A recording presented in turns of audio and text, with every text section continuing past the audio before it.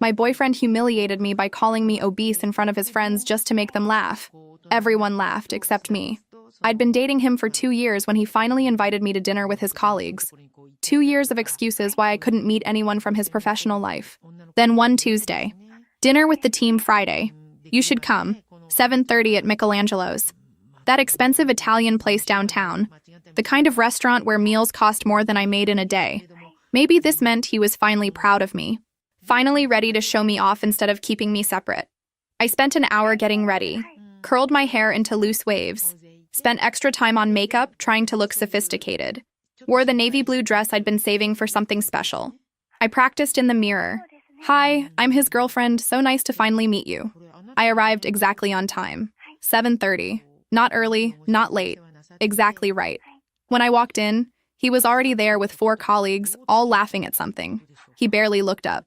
Oh, you made it. He glanced at his watch, a gesture that seemed almost performative. I thought you weren't coming. I was exactly on time. I'd made absolutely certain of it. The words formed in my throat but died before reaching my lips. Why would he say that? Everyone at the table could see the clock on the wall showing 7:30 exactly. His colleagues gave me those polite smiles people wear when they've just witnessed something uncomfortable, when they don't know where to look or what to say. The kind of smiles that don't reach the eyes, that say, I saw that awkward thing, but I'm going to pretend I didn't. I slid into the empty chair across from him, my earlier excitement deflating like a balloon losing air. The beautiful dress suddenly felt too tight. The carefully practiced introduction died on my lips. I just nodded hello to the table, managed a weak, nice to meet you all, and focused very intently on unfolding my napkin. The conversation at the table continued around me, something about quarterly projections and client meetings. I tried to follow along, tried to find a natural entry point, but it felt like they were speaking a language I only half understood. Corporate jargon and inside references that went over my head. When the waiter finally came around to our table, tall and professional with a French accent, I was actually relieved to have something concrete to focus on. I'd looked up the menu during my lunch break at work, reading reviews on my phone while eating a sad desk salad. The mushroom risotto had excellent ratings. People said it was creamy and rich, with truffle oil and fresh parmesan. I'd been looking forward to it all day, imagining how it would taste. This place was so expensive I would never come here on my own. My retail manager's salary didn't leave room for $40 entrees, but he'd invited me, so this was my chance to try something special. I'll have the mushroom risotto, please, I said to the waiter, trying to sound confident and sophisticated. With the truffle oil. Before the waiter could even write it down, before he could move his pen to the paper, my boyfriend cut in with a laugh. But it wasn't really a laugh. It was sharper than that. Meaner. Carbs? Seriously? He turned to his colleagues with this exaggerated look of disbelief, playing to the crowd. You guys won't believe this. She literally spent 20 minutes this morning crying because she felt fat. And now she wants pasta with cream sauce? One colleague shifted uncomfortably, but another, a guy with glasses, chuckled, taking the bait. My boyfriend was encouraged. He leaned back in his chair, grinning now, fully performing. I'm not kidding. It's like dating someone with zero self-control. He looked directly at me, still smiling like this was all a hilarious joke we were sharing. Babe, remember last week? You said your jeans didn't fit anymore? And I'm trying to help you here, but you keep ordering the worst possible things. The woman across from me looked down at her plate. The waiter's pen still hovered, frozen. Actually, my voice came out tiny. I'll have the grilled chicken salad, dressing on the side. See? My boyfriend announced to the table triumphantly. I'm just being honest with her. Someone has to be. If I don't tell her she's getting fat, who will? It's because I care. The guy with glasses nodded. Yeah, man, you're just keeping it real. Another colleague laughed uncomfortably. Honesty is important. Everyone nodded, agreed. Made me feel like I was the problem for being sensitive. The conversation moved to their work projects. But I couldn't focus over the rushing in my ears. I felt like I'd shrunk in my chair, gotten physically smaller with each word. And the worst part? I was angry at myself for ordering the risotto, for not having more self-control, for embarrassing him. My jeans had been tight. He was just trying to help. He cared enough to be honest when no one else would. That's what I told myself, because the alternative was unbearable. About 20 minutes later, the bread basket came around. I reached for a piece without thinking. Just wanted something to do with my hands. My boyfriend's hand shot out, pulling the basket away before I could touch it. Trust me, you really don't need that. He said it loud enough for the table to hear, grinning like it was playful teasing. "We're trying to fit into those jeans, remember?" His colleagues laughed. Not big laughs, but they laughed. Everyone laughed. Except me. Later, when dessert came, he ordered tiramisu for himself. The waiter looked at me. "Nothing for her," my boyfriend said before I could speak. "She's watching her figure. Or trying to, anyway." He winked at his colleagues. More uncomfortable laughter rippled around the table. I sat there, hands clenched in my lap, throat burning, eyes stinging, trying desperately not to cry in front of these strangers who were watching my boyfriend systematically humiliate me about my weight, while they all nodded along like he was doing me a favor. "My friend felt bad for her," he said, gesturing at me like I wasn't there. "Asked me to give her a chance. And I figured, why not?" He turned to me with that condescending smile. "You're a supervisor at a retail store, right? One of those jobs that doesn't really require a degree." Someone cleared their throat. No one looked at me. His phone buzzed. Once, twice, 3 times. Each time, his face lit up in a way it never did for me. He'd type back, grinning. I tried to contribute once. Mentioned something about team management from my actual job. He laughed. "Oh, you're talking about management? That's cute." He turned to his colleagues. "Let me explain how it actually works in the corporate world." Then came the comparison I'd heard 100 variations of. My ex was a doctor, super accomplished, always traveling to conferences. He sipped his wine. I thought it might be nice to date someone more available, more domestic. The way he said domestic made it sound like an appliance. I excused myself before dessert arrived, mumbling something about the bathroom. Nobody tried to stop me. I locked myself in a bathroom stall. The bathroom was nicer than my entire apartment. Marble countertops, classical music playing softly. Even the bathroom mocked me. My throat felt tight. That familiar pressure building behind my eyes that meant tears were coming whether I wanted them or not. Breathe. Just breathe. Get through dessert. Get home. Fall apart then. 2 women came in, heels clicking on marble. I heard water running, paper towels being pulled. Their voices echoed clearly. "Did you see that guy at table 12? One of them said, voice disgusted. "What an absolute asshole." "I know." The second woman's voice was sadder. "That poor girl. She deserves so much better. My ex used to do that shit." They were talking about me, about us, strangers who could see in 15 minutes what I'd somehow missed for 2 years. I heard them leave, sat there another minute in silence, pulled out my phone, checked his social media even though I'd trained myself not to. There it was. Posted 18 minutes ago. Photo of the restaurant, carefully filtered. Caption, networking with the best. I wasn't in the photo. Wasn't mentioned. I scrolled through comments. One made my stomach drop. "Where's your girlfriend? Thought she was coming?" His response, 3 laughing emojis. That's it. That's all I was worth. I splashed cold water on my face, careful not to ruin my makeup completely. Looked at myself in the mirror. Really looked. When had I become this person who apologized for ordering risotto? I gave myself a silent pep talk. You can do this. Just get through dessert. Then you never have to see these people again. Fixed my makeup. Reapplied lipstick with a steady hand even though inside I was screaming. Took 3 deep breaths. Then I walked back to that table with my head up, ready to finish this disaster. The check came. $287. It sat there for a long moment. He pushed it toward me. "You have a credit card, right? Consider it an investment in your networking." He smirked. "Since you always order expensive stuff when you're not the one paying." Wait, what? I'd paid for almost everything we'd done together for 2 years. But I reached for my purse anyway. What else was I supposed to do? The card that was already maxed out. That's when he stood up. "You know what? This was fun, but we're done. We just don't fit." And he left. Just walked out with his colleagues, their laughter trailing behind, leaving me alone with a check I couldn't afford, and a room full of strangers who'd witnessed everything. I paid. I even left a 15% tip because none of this was the waiter's fault. Then I sat in my car in the parking garage for 20 minutes, crying so hard I couldn't see to drive. When I finally made it home, I was still wearing that dress. Makeup ruined. That's when I saw the envelope on my coffee table, half buried under takeout menus and mail. He'd left it weeks ago and forgotten about it. I picked it up, almost threw it away, then pulled out the papers inside. Pay stubs. His actual pay stubs from the past 6 months. My hands stopped moving. $2,800 a month. Assistant administrative level. Not $7,000. Not the executive position he'd described in such elaborate detail. Not the corner office. Not the team of reports. Not any of it.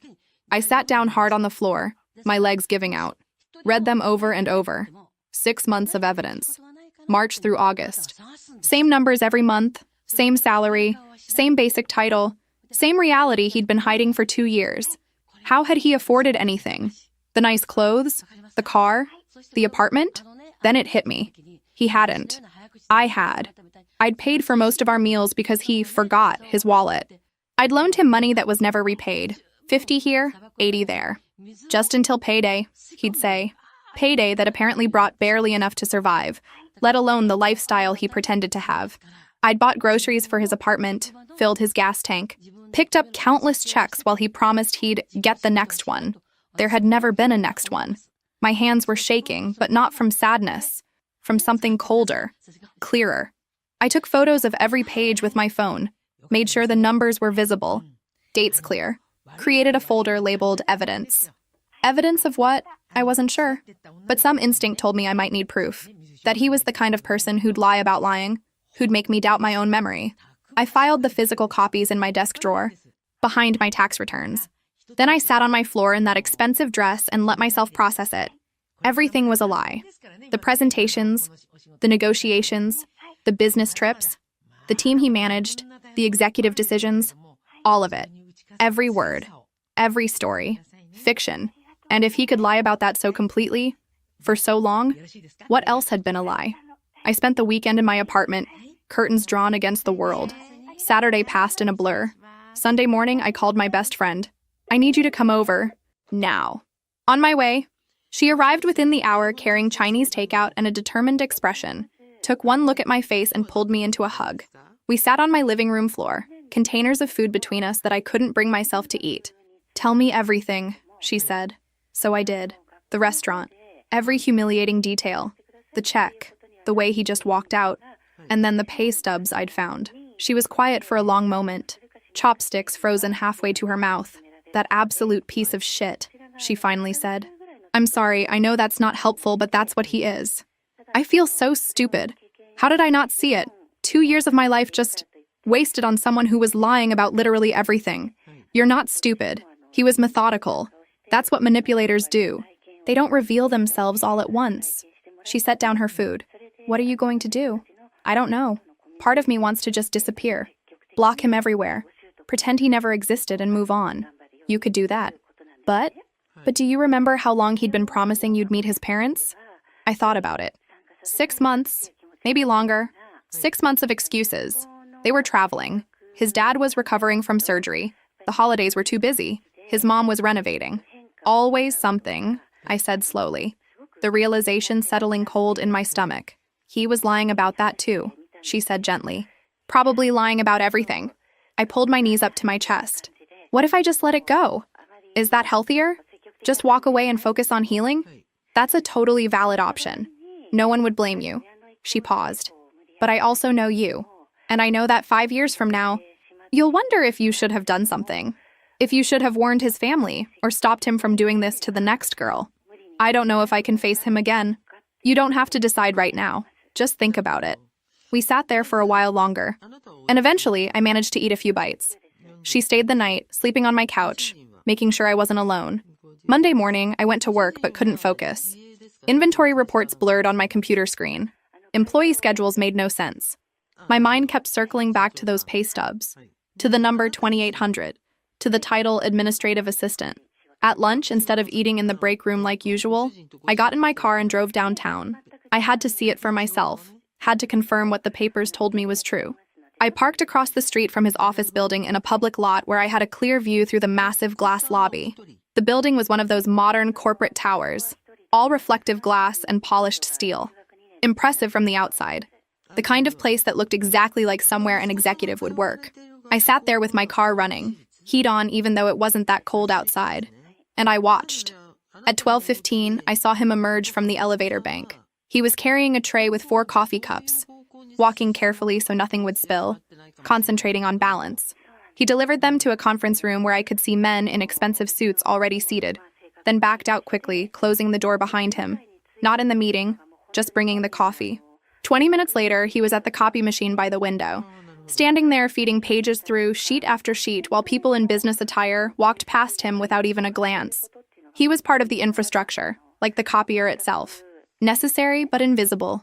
I watched him staple thick reports, his hands moving mechanically, stack after stack, then carrying them somewhere, delivering them, returning to his desk. For 45 minutes, I watched. He never entered a conference room as a participant, never sat at a desk that looked like it belonged to someone with authority, never presented anything to anyone, never led anything. He was exactly what his pay stub said he was. An assistant making $2,800 a month, fetching coffee and making copies and running errands for the people who actually had the jobs he claimed to have. I watched him, and something inside me cracked. Not in a dramatic way. More like ice that's been weakening all winter finally giving way.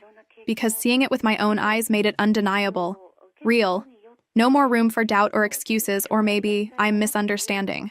He'd lied about everything, and I'd believed all of it. I cried for 20 minutes in my car before I could pull myself together enough to drive back to work.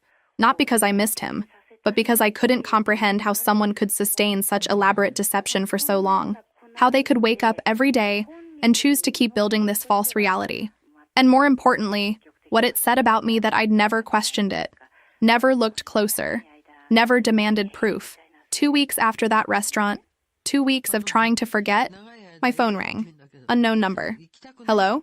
Hi, sweetheart. Just confirming you're still coming to dinner Saturday for the birthday celebration? It was his mother. Warm, excited, asking if I was still coming to his birthday dinner. I'm sorry. What? Oh, didn't he tell you? 7 o'clock, pot roast. He's been telling everyone about that apartment you two are renting together. The one with the good school district? $1,500 a month, such a steal. We're all so excited for you both. The room spun. He'd told his entire family we were still together, planning a future, moving in together, into an apartment that cost $1,500 a month when his salary was $2,800. I'll be there, I heard myself say. After I hung up with his mother, I stood in my kitchen for a full minute, phone still in my hand, trying to process what had just happened. Then I called my therapist's emergency line. I need to see you, as soon as possible. She fit me in the next morning, moving another appointment to accommodate me. I told her everything. The restaurant, the pay stubs, the investigation at his office, and now this dinner invitation from a family that thought we were still together and planning a future. What do you actually want from this? She asked carefully, leaning forward in her chair. And I want you to really think about it before you answer. I don't know, justice? Justice? Or do you want him to feel what you felt in that restaurant? Because those are two different things. I was quiet, turning the question over in my mind. I keep thinking about his family, I finally said. His mom sounded so happy on the phone, so excited about this fake apartment we're supposedly renting. And I feel like they deserve to know who he really is. What he's really like. That's fair. But I'm going to push back a little. She set down her notepad. You're not responsible for educating his family about his behavior. You're not obligated to put yourself through what will likely be an extremely uncomfortable, possibly traumatic situation just to expose him. I know that intellectually, but emotionally? Emotionally, I think I need to do this. Not for revenge, not to hurt him back, but because if I don't, I'll spend the rest of my life wondering what if, wondering if I was too much of a coward to stand up for myself when it mattered. She nodded slowly. Okay, but if you're going to do this, we need to prepare you, because he's going to fight back. He's going to try to turn this around on you, make you the villain, play the victim. Are you ready for that? I don't know if anyone's ever ready for that, but I think I need to try. We spent the rest of the session role-playing different scenarios, practicing what I might say, how I might respond when he inevitably tried to manipulate the situation. By the time I left, I felt slightly less terrified. Only slightly. Thursday afternoon, I went to the mall and bought a dress. $120. The kind he would have called too much or not your style. The saleswoman said, "That looks beautiful on you." No qualifiers. No criticism, just a compliment. I almost cried in the fitting room. I found his coworker on social media, the one from the office. I know this is weird, I messaged him, but I need to ask you something. About the promotion he said he got? He responded an hour later. Look, I don't want to get involved in personal stuff. I sent him the photos of the pay stubs, screenshots showing discrepancies. Please. His family thinks we're still together. They think he's an executive. They're planning their lives around his lies. They deserve to know the truth. The dinner is Saturday at 7. Could you come at 8:15 exactly? That way, they'll have had time to ask him questions, and your arrival will seem natural, like you're just dropping off work documents. 2 hours passed before he responded. I checked my phone obsessively every few minutes during those 2 hours, my anxiety building with each minute of silence. Okay, 8:15. I'll bring some actual reports that need his signature so it looks legitimate. I'll hand them over and leave immediately after. No speeches from me. But you're right, his family deserves to know. I stared at his message for a long time. 8:15. That would give the family over an hour with him first. Time for questions.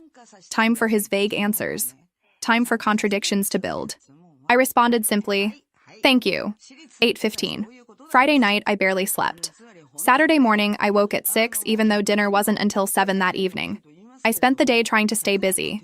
Shower, coffee, reorganizing things that didn't need reorganizing. Another shower at noon.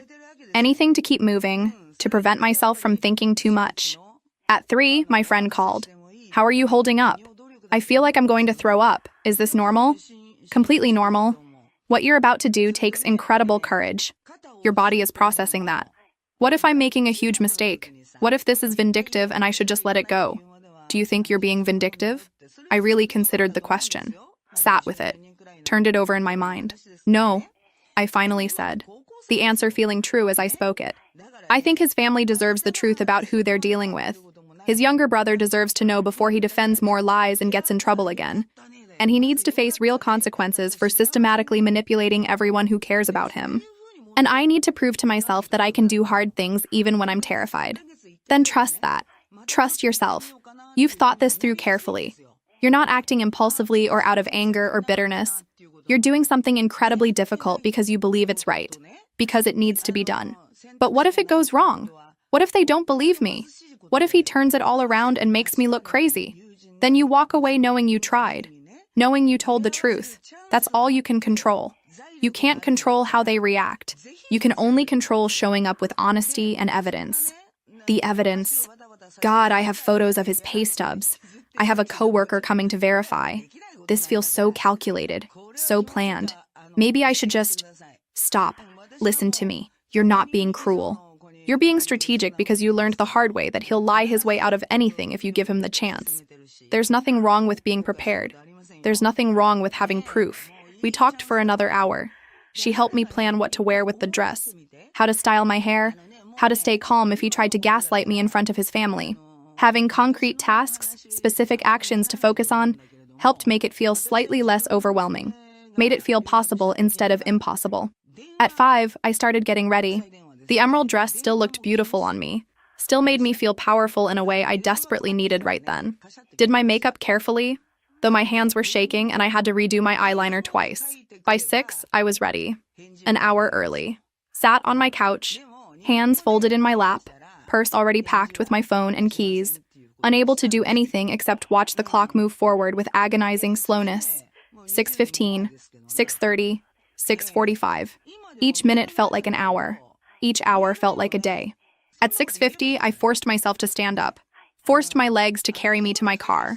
7:10, I finally put the car in reverse and backed out of my parking spot. The drive was only 15 minutes, but it felt both endless and much too short. I took side streets instead of the highway, unconsciously delaying, making it last longer. I got honked at twice for driving too slowly. The first time startled me so badly I almost swerved. The second time I barely registered it. When I finally reached their neighborhood, my hands were sweating on the steering wheel. Nice suburban street, tree-lined, houses with tidy lawns and basketball hoops in driveways, the kind of neighborhood that promised normalcy, stability, wholesome family life. I found their house easily. He'd pointed it out once, months ago, driving past it casually. "That's where I grew up," he'd said. I'd asked when I'd get to meet them. He'd changed the subject so smoothly I almost didn't notice. I parked 3 houses away. Couldn't make myself pull directly in front. Those 3 houses felt like a safety margin, like escape was still possible. Turned off the engine. Sat there. 10 full minutes passed, maybe longer. I watched their house. Lights were on inside. Through a front window, I could see movement, shapes of people, heard muted laughter or conversation. Couldn't tell which. My hands gripped the steering wheel so tightly they ached. I forced them to relax. Tried to shake feeling back into my fingers. I could leave. Just turn the key, start the engine, and drive away. Text his mother in an hour. So sorry. Got food poisoning, can't make it. Block the number. Never think about any of them again. It would be so easy. My hand actually reached for the keys. Touched them. The metal was cold. But then I thought about his mother's voice on that phone call. So genuinely excited about this apartment we were supposedly renting, planning her life around her son's fiction, and his younger brother who'd gotten suspended from school for fighting to defend his brother's supposed achievements, and the next girl he'd date, who'd spend 2 years like I did, shrinking herself smaller and smaller to fit into someone else's lie. And I thought about myself in 5 years, in 10 years, having to live with the choice I made in this car, having to know I'd chosen comfort over courage when it mattered. I took my hand off the keys, took a deep breath, got out before I could overthink it anymore, locked the car. The beep sounded impossibly loud in the quiet street, walked slowly toward their house, each step deliberate. My heels clicked on the sidewalk. 1 house away, 2 houses away. Now I was standing at the end of their walkway, 15 feet of concrete path between me and their front door. Might as well have been a mile. I could still turn around. They hadn't seen me yet. I could walk back to my car and no one would ever know I'd been here. But I kept walking, 1 foot in front of the other, 5 feet from the door, 3 feet, 1. My finger hovered over the doorbell, pulled back, hovered again. Just do it. 1 small motion. That's all it takes. I pressed the bell, heard the chime inside, cheerful and welcoming, heard footsteps approaching, multiple voices calling, "I'll get it!" The door handle turned. Too late now. No going back. His mother opened the door with a huge smile that lit up her entire face, immediately pulling me into a warm hug that smelled like vanilla and cinnamon, like home cooking and comfort. "You came! Oh, we're so glad you're here. Come in, come in!" His sister was right behind her, grinning, wrapping me in another hug. "It's so good to see you. It's been too long." His father approached with his hand extended for a warm handshake, both hands wrapping around mine. "Welcome, welcome. Glad you could join us for the celebration." And there, standing frozen in the living room doorway, was my ex. His face went through a visible transformation when he saw me walk through that door. White, then red, then white again. His mouth opened slightly, closed, opened again. No sound came out. He hadn't expected me to come. He'd thought he'd gotten away with it all. Dinner started normally, almost disturbingly so. The dining room table was beautifully set with what looked like the good china, candles flickering, cloth napkins folded into elegant shapes. The food smelled incredible, pot roast and roasted vegetables and fresh bread. Everyone was in genuinely good spirits, laughing and chatting, passing dishes around. They asked him questions about work, casual, proud parent questions, about the new promotion he'd told them about the apartment we were supposedly getting ready to rent together, about his exciting career trajectory. "Tell us more about the new responsibilities," his father said, leaning forward with unmistakable pride shining in his eyes. "I want to hear about this management position. What kind of team will you be leading?" My ex fumbled through vague answers. His words came out in fragments, disconnected. It's complicated, Dad.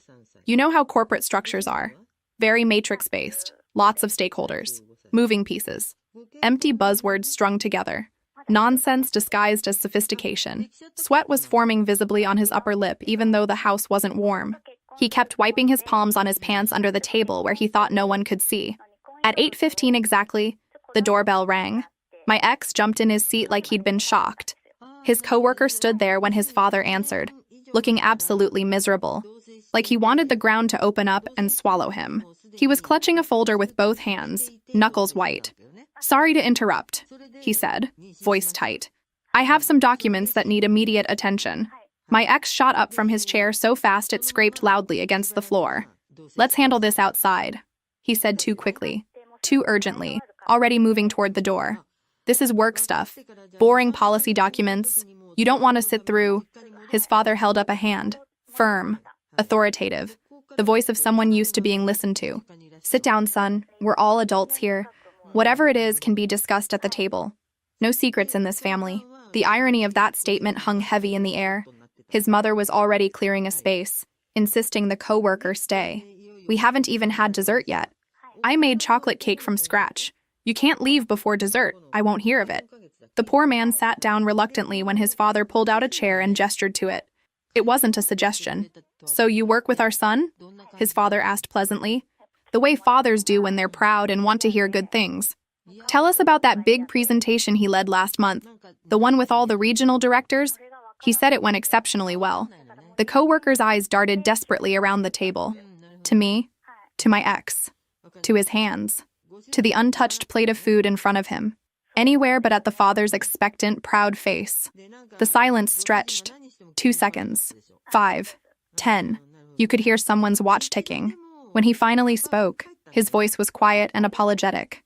"Actually, sir, I'm afraid that presentation was led by our direct supervisor, Mr. Patterson. The whole administrative support team provided backup, your son included, but Mr. Patterson was the one presenting to regional leadership. We weren't in the actual meeting room. We compiled data and formatted slides in advance." You could have heard a pin drop. The cheerful dinner atmosphere evaporated instantly, replaced by something heavy and uncomfortable. "I don't understand," his mother said carefully. "Honey, you said you led that presentation. There's some confusion," my ex said quickly. "I mean, I basically ran everything," his sister cut in. "But you showed me your executive badge last week." The co-worker cleared his throat. "Ma'am, we all have standard badges. They say administrative assistant at the bottom. Maybe the photo was cropped?" His younger brother pushed his chair back. The scrape was loud. "Wait, you told me you were a vice president. I told all my friends. I got in a fight defending you when someone called you a liar." His voice cracked. "I got suspended for 3 days because I believed you." My ex's face cycled through panic and anger. He pointed at me suddenly. "This is insane. She's obsessed with me. Been stalking me since I broke up with her. She's trying to ruin my life because I moved on. She probably even paid him to come here and lie." "You left me in a restaurant," I said quietly. Every head turned. "After inviting me to dinner with your colleagues, criticizing everything I ordered, comparing me to your ex, you stuck me with a $287 check. You told everyone my job didn't require a degree, that your friend had to convince you to date me. Then you dumped me in front of everyone and walked out." His mother's hand flew to her mouth. "Is that true?" his father asked. His voice was low, controlled. "Did you do that?" Silence. "Do you know how much rent costs for this house?" his father continued. $2,300 a month. Your salary is $2,800. You were going to rent an apartment for $1,500 with what money? His mother was rummaging through her purse. She froze, pulling out a crumpled receipt. "What is this?" Her voice shook.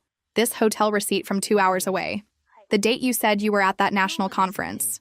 He opened his mouth, closed it. No sound came out. His brother spoke up. "That photo you showed me, the one of you in a meeting with the executive director.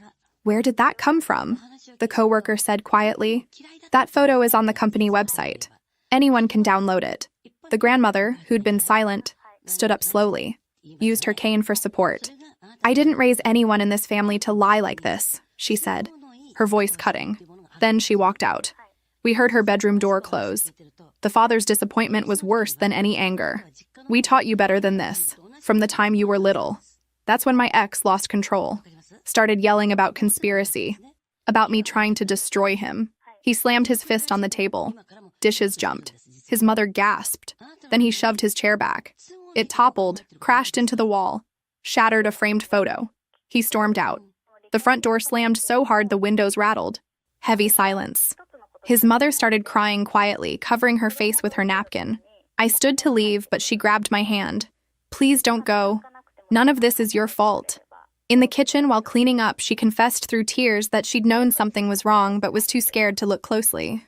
His sister admitted she'd confronted him months ago about his exaggerations, but he'd accused her of being jealous. His father thanked me formally. "We should have seen this. Should have addressed it." I felt unexpected empathy. He needed help. Professional help. But understanding context didn't excuse 2 years of systematic abuse. "I'm not trying to destroy him," I said. "But I can't pretend the last 2 years didn't happen. He needs help. But I can't be part of that process." His mother nodded. "You deserve so much better." Before I left, his father pulled me aside. "What about our grandson, my youngest? He got in trouble at school because of these lies." "I know," I said. "I'm sorry he went through that. He'll be okay. We'll talk to him. Make sure he understands." He paused. "And mother, she's devastated, but she's strong. She'll come around, I hope." In the weeks that followed, some mutual friends defended him. Others reached out privately. A group message from his high school friends. We always knew he exaggerated. He told us he was a regional director last year. We should have warned you. One night, unable to sleep, I looked up the perfect Dr. X he'd mentioned constantly. Found her profile. She was successful, seemed happy.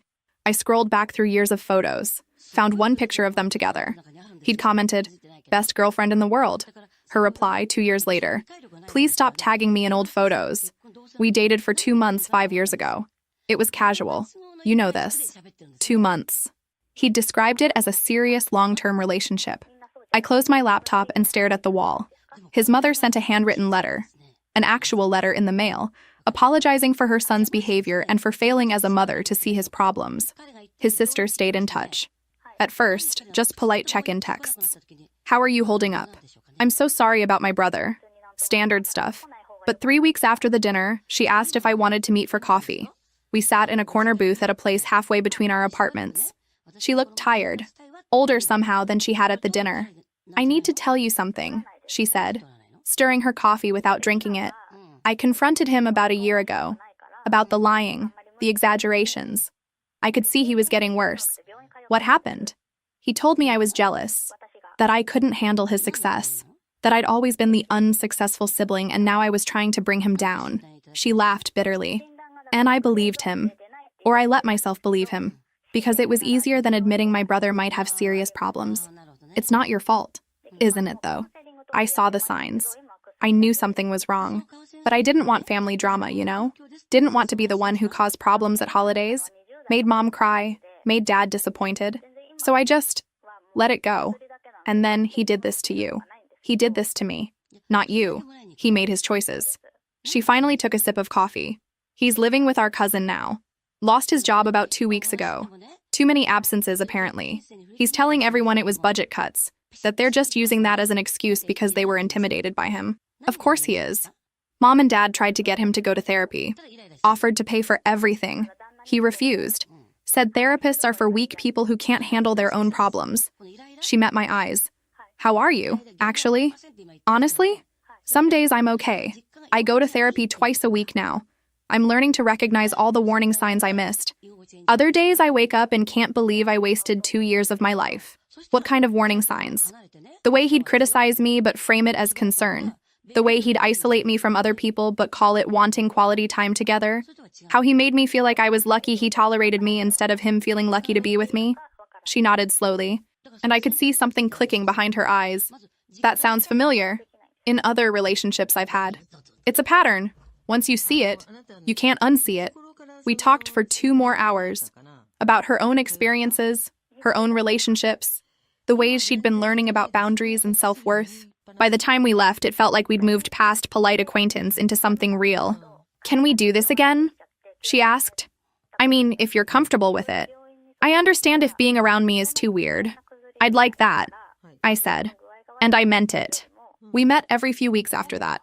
Built a real friendship based on mutual respect and shared understanding of what it meant to love someone while recognizing they had problems you couldn't fix. I started going to therapy twice a week after everything happened. My therapist, Dr. Sarah, was patient as I slowly unpacked 2 years of systematic manipulation. "Can you tell me about a typical interaction with him?" she asked during one session.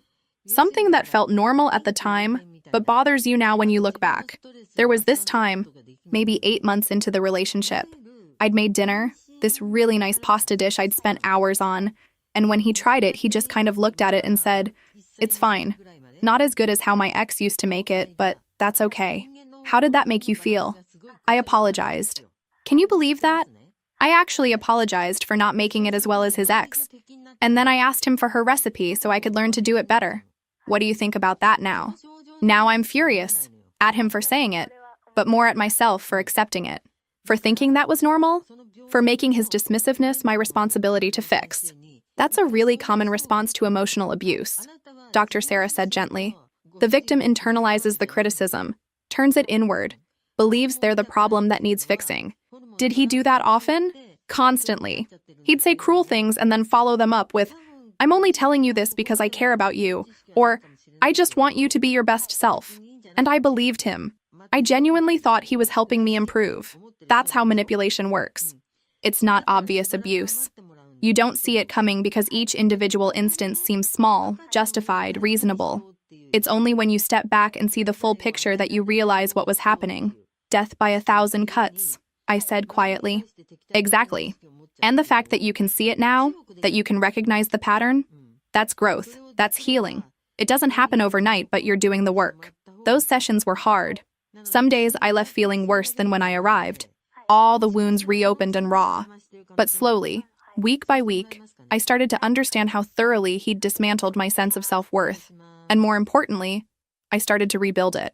3 weeks after the dinner, he started messaging. At first, I blocked his main number immediately.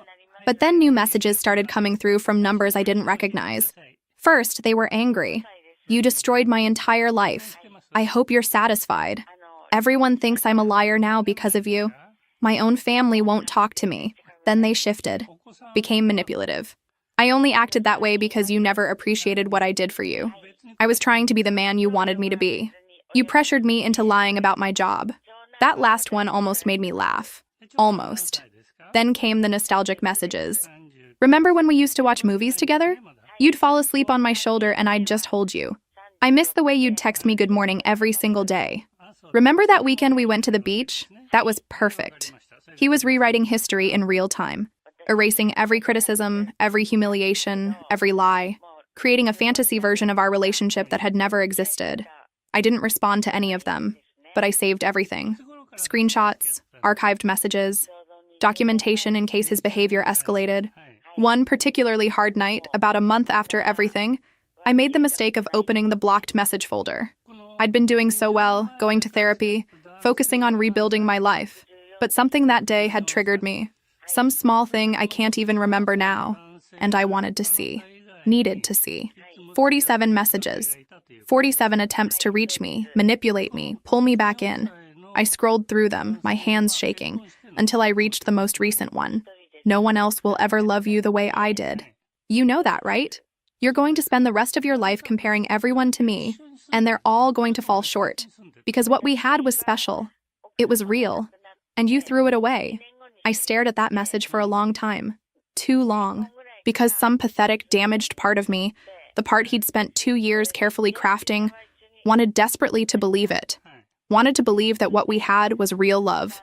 That he genuinely cared. That he would actually change if I just gave him one more chance. That I was throwing away something valuable instead of escaping something toxic. My thumbs moved almost without conscious thought. Started typing. I miss you sometimes too. I miss feeling like someone cared about me. I stared at those words on the screen. One tap. That's all it would take. One tap and I'd be right back in it. Back in the cycle. Back in the nightmare disguised as a relationship. Back to making myself smaller and quieter and more apologetic, just to earn basic human decency from someone who would never think I was good enough. 5 minutes passed. Maybe longer. My finger hovered over send. Then I thought about the restaurant. About sitting there alone with a check I couldn't afford. About him calling my job meaningless. About 2 years of feeling inadequate. I deleted the message. Character by character, I backspaced until nothing remained. Then I blocked that number too. Added it to the ever-growing list. And then I called my friend. My hands were shaking so badly I could barely hold the phone. I almost responded to him. I said when she answered. My voice broke. I was so close. But you didn't. Her voice was firm, grounding. You almost did, but you didn't. That's what matters. He said no one else would ever love me like he did. And part of me wants to believe that's true. Listen to me, she said. Who do you miss? Really? The guy who said your job didn't require any real skills? That your family was too simple? That you'd be prettier if you just lost 10 pounds? You don't miss him. You can't miss him because the person you think you miss never actually existed. He was a character he played. You miss the version of him you invented in your head, the one you wanted him to be. I was crying now, openly, not bothering to wipe the tears away. I know you're right. I know that intellectually. But emotionally, you're going to have moments like this, where you doubt yourself, where you wonder if you made the right choice. That's normal. That's part of healing from abuse. But you have to push through it.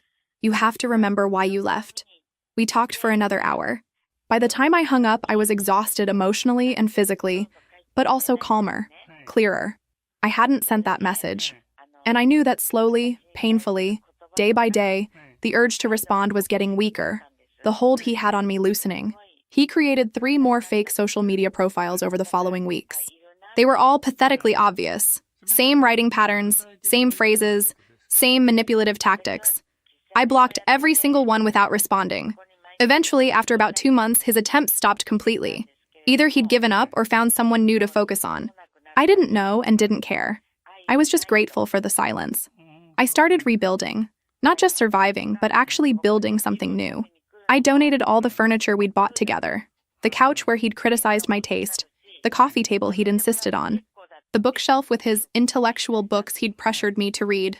When the donation truck drove away, I stood in my nearly empty living room and felt physically lighter. The space was mine again. I spent a Saturday afternoon painting my bedroom wall that bright coral color I'd always secretly loved, the one he'd always dismissed as too loud and attention-seeking. Every brushstroke felt like an act of reclamation, taking back territory. When I finished and stepped back, tears started flowing. Good tears this time, healing tears. It was my wall, my choice, my color, and it was beautiful.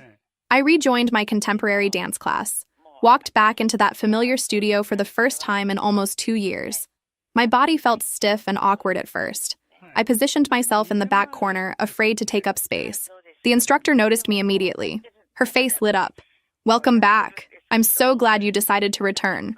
I always thought you had such beautiful natural grace when you danced. I missed seeing you here." Natural grace. Beautiful. The exact opposite of everything he'd told me. He'd said I had no rhythm, that it was embarrassing to watch me dance, that I should stick to things I was actually good at. By my 3rd class back, something shifted. I was starting to remember why I'd loved this. That feeling of moving to music without overthinking, of expressing emotions without words, of being in my body without constant judgment, just movement and breath and unexpected joy. 4 months after the birthday dinner, I was at a coffee shop with my friend on a Saturday afternoon. We were laughing about something. I can't even remember what now. Just enjoying a normal day. The sun was streaming through windows. I felt genuinely content for the first time in years. That's when I saw him. 3 people back in line. Old faded hoodie with a stain on the sleeve. Unkempt beard. Jeans that looked slept in. He looked nothing like the arrogant person I'd known. The transformation was stark. He'd always been so meticulous about appearances, about projecting success. Now he just looked lost. We made eye contact. 4 seconds that felt like forever. I saw recognition flash across his face, then something that might have been shame, then calculation as he tried to figure out what to do. He opened his mouth like he might speak. Then his eyes shifted and he saw my friend beside me. Saw I wasn't alone. He looked down, turned around, left the coffee shop without ordering. The door chimed as it closed. Was that him? My friend asked quietly, carefully, watching my face closely for signs of breakdown or panic or distress. "Yeah," I said. And I was genuinely surprised at how steady my voice sounded, how calm I actually felt inside. But it honestly doesn't matter anymore. He's just nothing to me now. But my hands were shaking slightly, a fine tremor I couldn't quite control. And I felt this strange, complicated mixture of emotions swirling together in my chest. Some pity, seeing him looking so obviously lost and diminished and directionless. But overwhelmingly, predominantly, I just felt relief. Deep, profound, almost physical relief that I wasn't trapped in that toxic dynamic anymore. That I wasn't spending my energy trying desperately to measure up to impossible standards. That I wasn't twisting myself into smaller and smaller shapes trying to fit into someone else's distorted idea of acceptable. "Are you okay?" my friend asked gently, touching my arm, grounding me in the present moment. "We can leave right now if you want. We can go literally anywhere else. Just say the word." I honestly thought I'd feel angry, I admitted slowly, trying to name and understand all the feelings accurately. Or maybe triumphant, you know? Like vindicated or satisfied that he looked so rough, so clearly struggling. But I feel nothing toward him specifically. Just nothing. Like he's a stranger I vaguely recognize, but have no emotional connection to whatsoever. And that's actually freedom. Real, genuine freedom. Not being tied to him emotionally at all. Not even through anger or revenge or satisfaction. Just complete and total nothing.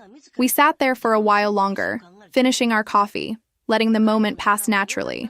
Talked about normal, everyday things. My friend told me about a guy she'd recently started seeing, someone she'd met through work. I told her about my promotion, about managing both store locations now, about how Patricia, my manager, had been amazingly supportive through absolutely everything. She's been incredible, I said. Never once made me feel like my personal situation was affecting my professionalism. Just gave me space when I needed it and support when I asked for it. That's because you're genuinely good at what you do, my friend said firmly. Despite everything he spent 2 years trying to make you believe about yourself, you're talented and capable and competent. And other people can see that clearly even if he never could. 3 weeks later, while cleaning out my closet on a quiet Sunday, I found an old notebook tucked behind some boxes. Mine, from when he used to stay over occasionally before everything fell apart. I opened it carefully, saw my own handwriting, lists I'd written during our relationship, things to improve about myself, lose 10 pounds, be less sensitive about criticism, understand expensive wine so I don't embarrass him, read more impressive books that intellectuals discuss, learn to not be annoying when he's busy with important work, be more like his successful ex-girlfriend who had everything together. 2 full pages of supposed flaws. Things I needed to fix to deserve love, to deserve him. Each item was a small wound, a place where he'd carefully planted seeds of inadequacy. Lose weight, be smarter, be quieter, be different, be better, be anyone other than who I actually was. But on the last page, something entirely different, written recently in firmer, darker handwriting. After the dinner, after the truth, after everything. Things I actually am. A competent manager who genuinely cares for every member of my team and works hard to support their growth. A dedicated daughter who calls her parents every single week without fail. A loyal friend who shows up immediately when someone needs help, no questions asked.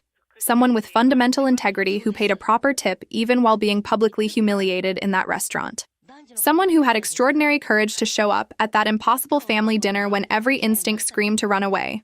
Someone who unconditionally deserves respect and basic human decency in any relationship. I read both lists several times. Let the contrast sink in. The person I'd tried desperately to become for him versus the person I actually was. The criticism versus the truth. The lies versus reality. I carefully tore out both pages. The old list of invented flaws went directly into the trash without ceremony or hesitation. The new list of real qualities went up on my refrigerator, held in place with that bright yellow magnet. I'd started casually seeing someone new. Daniel, a high school history teacher I'd met through a mutual friend. He said simple things like, "You look beautiful tonight," and "I love how passionate you get when you talk about work," and "Your family sounds wonderful." I'd love to meet them sometime. Just straightforward kindness. No qualifiers attached. No criticism hiding underneath waiting to strike. No, "But have you considered?" or "You'd be even better if."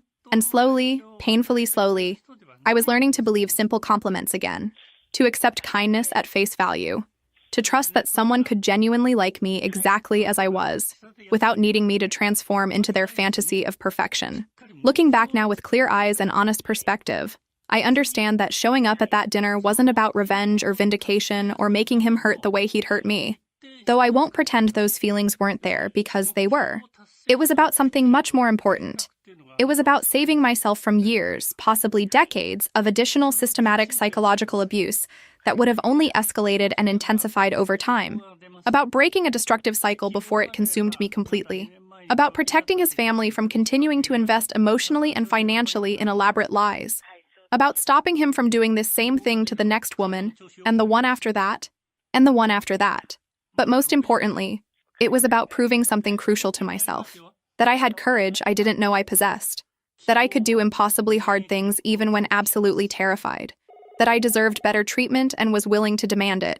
That I could stand up for myself even when every instinct screamed to stay small and quiet and invisible. I often think about that absolutely terrified woman sitting in her car 3 houses away that Saturday evening, shaking so violently she could barely hold her keys, hyperventilating, second-guessing every decision, so close to just driving away and pretending none of it had happened. I thank her for having the extraordinary courage to turn off that engine, to walk up that sidewalk on trembling legs, to ring that doorbell even though everything inside her was screaming danger, run, hide, escape. To sit through that dinner with dignity and composure when all she wanted was to disappear into the floor. Because that impossible decision, that one moment of terrified courage, changed absolutely everything. It redirected the entire trajectory of my life, pulled me off a path that was leading steadily toward years of continued diminishment and gradual erasure of self, set me on a completely new path toward a future where I could finally actually be myself without constant apology or endless justification or perpetual modification, a future where I was enough, exactly as I was, without changing a single thing.